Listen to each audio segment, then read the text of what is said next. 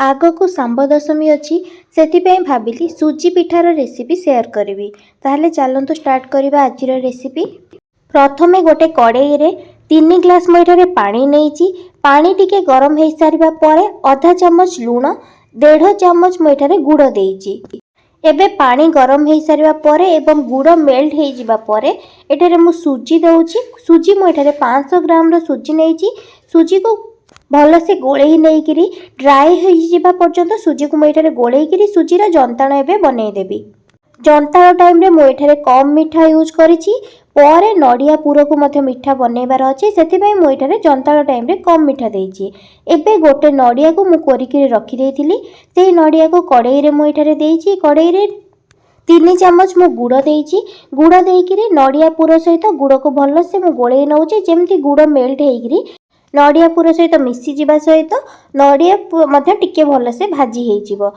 3 ରୁ 4 मिनिट पर्यंत मुझे भाजी नबा पर एबे गोटे प्लेट को मुझे काढ़ी रखी देइछि। मु एठारे गुड़ पाई खाली नड़िया एवं ता सहित गुड़ देइछि। आपण जदि चाहिए पूर रे छेना मध्य चाहिए यूज करि परिबे। एबे नड़िया पूर को मु गोटे प्लेट रे काढ़ी रखी देइछि। आमर ए पूर भी प्रस्तुत हो जाइए सागर जंताड़ प्रस्तुत हो सारी। आगर जंताड़ प्रस्तुत कर मु प्लेट रे रखी देइथिली। जंताड़ एबे ठंडा भी हो सारी।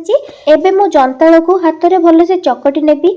5 मिनिट पर्यंत मुझे जंताड़ को चकटी नेबी। जंताड़ जिते भल से चकटी हम पिठार सेप से भल दे हवा सहित पिठा जंताड़ चकटिबा टाइम रे हल्का से टिके पानी छिंचिकी चकाटुथिबे जहा द्वारा जंताड़ा भल से हमर चकाटिकी सॉफ्ट मध्य हो जिवो। एबे देखो मु भल से जंताड़ को चकटी नहीं चकटी नबा पर एबे पिठा बनइबा। पिठा गढ़िबा पई आनी जंताड़ भापर पिठा तक बनई दउची। आपण माने देखंतु आपण चाहिए अलगा को भी शेप रे बनई परिबे। मु एही परि भाबरे पिठा को नेइकरी गढ़ी दउची एवं ता भितरे नड़िया पूर देइकरी ताको एही परि भाबरे शेप मु बनई दउची। आपण चाहिए अलगा को भी शेप रो आपणक हिसाब रे पिठा को आपण माने मो वीडियोटी आरंभ रु शेष पर्यंत देखंतु। जदि वीडियोटी आपनको भल लागिबो ताहले लाइक सहित शेयर करनेबे। आ जदि मो चैनल रे नुआ थिबे ताहले सब्सक्राइब करनेबे। सब्सक्राइब करबा सहित पाखरे थिबा छोटो बेल आइकन को क्लिक कर देबे जहा द्वारा मु नेक्स्ट जहा भी वीडियो अपलोड करबी ताहार नोटिफिकेशन आपन पाखरे पहुंची परिबो। एही परि भाबरे मु गोटी गोटी करी सबतक पिठा को गढ़ी नउची।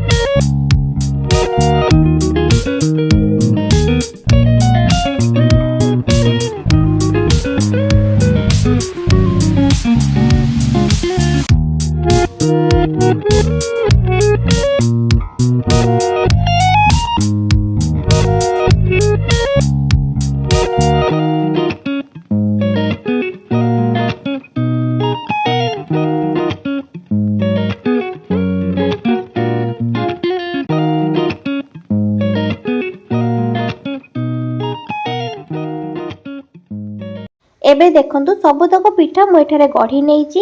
एबे मु गोटे कड़ई गरम करी सेथिरे मु तेल दे देइची। मु एठारे रिफाइन तेल देइची।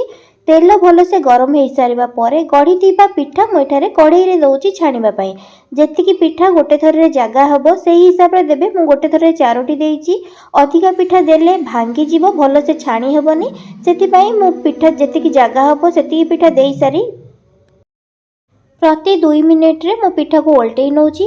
पिठार कलर चेंज होबा पर्यंत मु एठी गैस को मीडियम फ्लेम रे रखी प्रति 2 मिनिट रे पिठा को एठारे ओल्टेई नउथिबी। एठी देखंतु पिठार कलर चेंज हो गलानी पिठा हमर हेई भी गलानी सेति पई पिठा तक मो प्लेट को एठारे काढी नउची। एही परि भाबरे जेतिकी पिठा मु गढ़ी थिली सब तक पिठा एठारे मो छाणी नहीं छाणी नहीं प्लेट को मध्य काढ़ी नहीं।